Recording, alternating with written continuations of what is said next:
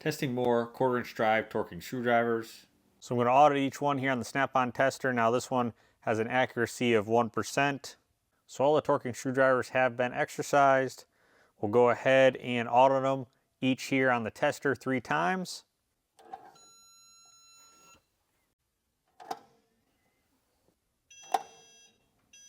So after this, I'll go ahead and cycle each one 1,000 times. We'll come back, audit them again, see if the accuracy changed. EP Auto here, it's the cheapest one, coming in at $40 with a claimed accuracy of plus or minus 4%. But from my testing, I really didn't see that. It did perform a little bit better after 1,000 cycles here. Now it does have aluminum housing with adjustment from 10 to 65 inch-pounds, and you have small 0.5 adjustment here on the knob.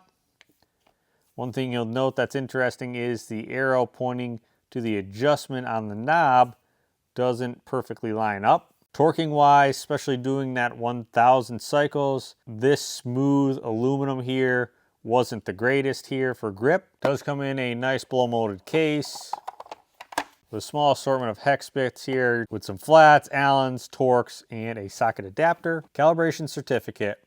Small little operator's manual with a small list here at the bottom of those bits. Next up is the VEVOR here, coming in at $55 with a claimed accuracy of 5%, which it did come pretty close to it until you got up into the higher range of 50 inch-pounds. So this one ranges from here 10 to 50. On the adjustment knob, you have single inch-pound indication. Pretty simple to adjust by pulling back here and turning like so. With this softer, like plastic rubberized grip here, not the greatest. Definitely when you're doing a lot of cycles, it was kind of slippery there. And at the base of the handle here, there is a 1/4 inch drive. So blow molded case. Comes with a T-handle for the back of that torquing screwdriver. You have assortment of hex bits here and some additional ones that were just laying in here. In the user manual, it does list what bits come with it. So I did test this in counterclockwise, even though it doesn't list that it can be used in that fashion in the manual. So the Craftsman at $80, which it actually meant the claimed accuracy of 6% before and after 1,000 cycles there. You can only torque in the clockwise fashion. The width of the grip here is smaller with rubber on the sides. With a torque range of 8 to 50 inch-pounds, you can adjust this by pulling up on the black collar, spinning it like so. It does have single unit numbering on this collar, and you can position it partway in between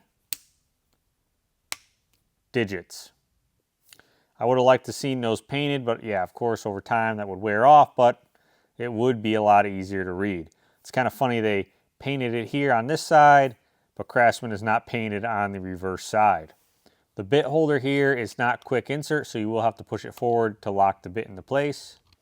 Comes with a single sheet of instructions here with a calibration certificate there with the serial number stamped on it. Solid VersaStack compatible case. Latches on the side. 28-piece hex bit set. So all of this is customizable. You can even take this tray out, or if you just wanted to set this tray in your toolbox. Vera here, right there at that claimed 6% accuracy before and after the 1,000 cycles. Definitely if you're torquing straight onto something, this would be the preferable torque wrench. Single direction. Adjustment is a little bit weird. You have a wrench here on the base.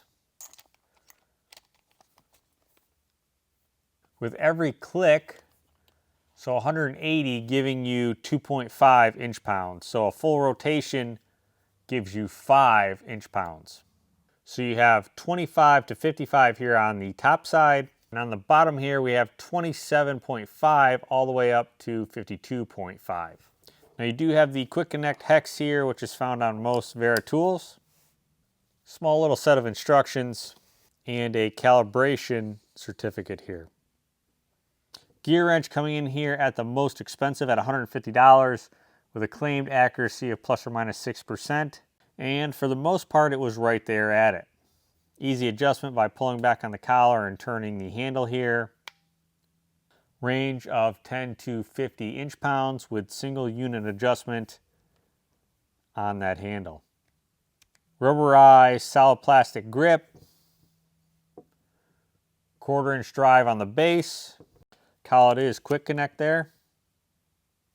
Comes in a plastic tube here like European torque wrenches. Has a rubber stopper there at the base and one at the top to support the torque wrench in the tube. Calibration certificate and a small little user manual. Now, as you've seen, I did test it in counterclockwise. There is no indication if it's designed to be used in a counterclockwise fashion, but from those testing results, it does seem to pass in the counterclockwise direction. So here's just that overall specs table if you're curious. Make, model, MSRP, torque range, claimed accuracy, overall length, warranty, and of course, where it's made. So here you have it. I'd probably stay away from the VEVOR. Yes, you can pick this up pretty cheap on Amazon. I think you can get it for like $25 now, but I don't care for the grip. Didn't do so well with the accuracy, and it is overall quite bulky. EP Auto seems to be decent quality. Pretty good price at $40, but from my testing, at least I didn't see that plus or minus 4%. Vera, yeah, kind of a niche deal. If you're torquing something straight on, this might be the go-to. Kind of a short range there of 25 to 55 inch-pounds, so keep that in mind. And it is single direction. Gear wrench, good accuracy. Again, I did test it in the counterclockwise direction, even though the directions do not state that you can use it in that manner.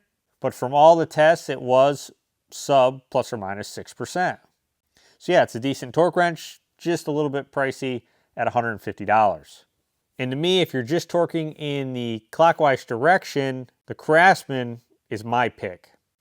That 8 to 50 inch-pounds, smaller grip, rubberized on the side, comes in that nice plastic case there with a price of $80.